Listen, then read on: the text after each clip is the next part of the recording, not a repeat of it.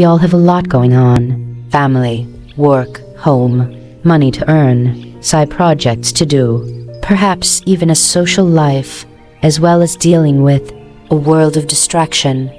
Many of us live in an almost constant state of overwhelm, starting a million tasks, finishing none, getting distracted by newer, shinier things, more urgent-seeming jobs, or simply scrolling or staring at a screen because we can't think where to begin or how. Arguably, the most important skill is controlling your attention, says James Clear, the author of Atomic Habits. This goes beyond merely avoiding distractions. The deeper skill is finding the highest and best use for your time, given what is important to you. More than anything else, controlling your attention is about being able to figure out what you should be working on and identifying what truly moves the needle. Choose just one focus each month. Once you factor in all your existing deadlines and commitments, there often isn't a vast amount of time to work on anything else, so set yourself up for success in the time you do have by focusing ruthlessly.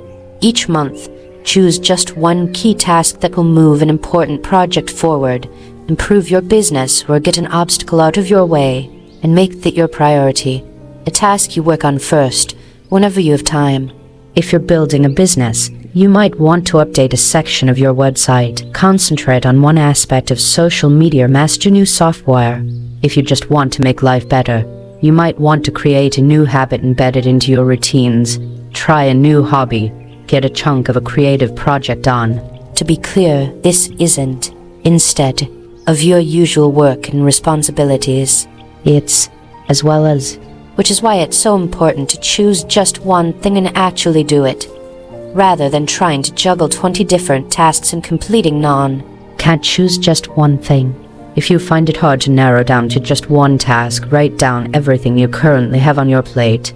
Then be ruthless. Delegate anything you can. Pass it over to family, friends, colleagues, or pay for the help you need. Delete everything that's to do with other people's priorities or expectations, rather than what's truly important to you. You can add these back in later, if they resurface and feel important, but for now, let go of them. Separate all those niggling little jobs that only take a few minutes to do, and block out an hour a week on your calendar to get these done. Turn it into a game, taking them off your list as you do them, with some sort of reward at the end of the hour. Now look at what's left, and choose your one thing for the month using the focusing question below. It's from Gary Keller's book, The One Thing, which I discuss in more detail here. The focusing question. In The One Thing, Keller offers a useful question to help you focus on what is most important to you. What's the one thing I can do, such as by doing it, everything else will be easier or unnecessary? He suggests adapting this focusing question to whatever area of your life you want to improve. What's the one thing I can do this month to move my side hustle forward? What's the one thing I can do this month to get more sleep? What's the one thing I can do to make the morning school run less chaotic? What's the one thing I can do daily to get fitter or healthier? What's the one thing I can do to increase my income this quarter? What's the one thing I can do to be more productive? Choose something you can complete in a month. Be realistic. Look at your existing commitments first, then decide what else you have time for.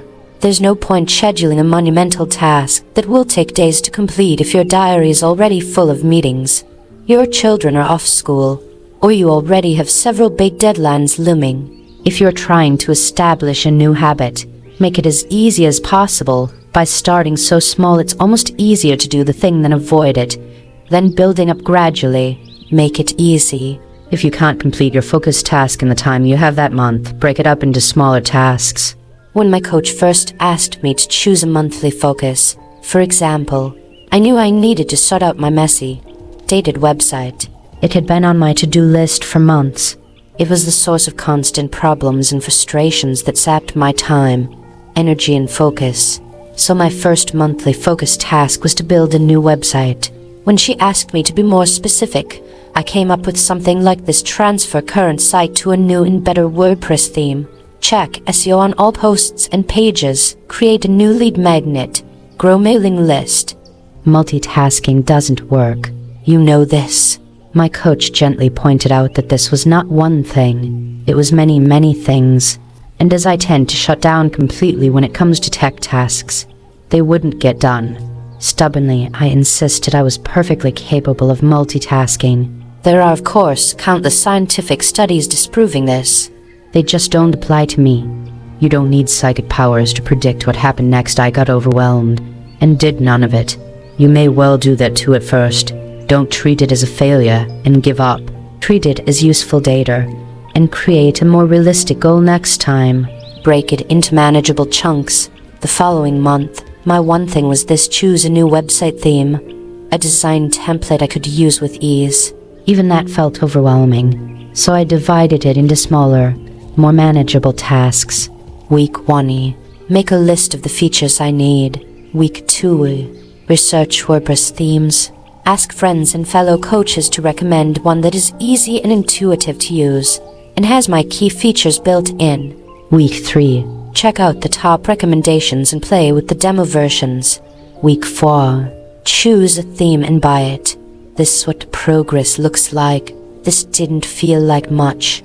Each task took under 2 hours, but I actually did them, which gave me some momentum after months of being stuck in firefighting problems on my rickety website. The following month, my focus was to find someone to migrate my old site to the new theme, then maintain it. I got recommendations, interviewed a few people, and chose one to put on a monthly retainer. A few weeks later, I had a clean, contemporary-looking website that no longer took an age to load or looked like a radical remix of itself when viewed on a phone screen. Even better, having someone who knew what they were doing to deal with the back end of my website freed up my time and got rid of a lot of frustration and procrastination, which meant I got even more done in the following months. Getting things done is a gift that compounds, especially when you choose the right things, which is a skill in itself. You'll get better at it the more you practice it. Of course, if you finish your one focus before the end of the month, you can move to the next thing on your list if you want to. But you could also take some time off to do something fun. As more problems get solved, you get to focus on what's really important: growing your business, spending time with family and friends, booking the trip, doing the things that make life rich, juicy and fun. And who wouldn't want that?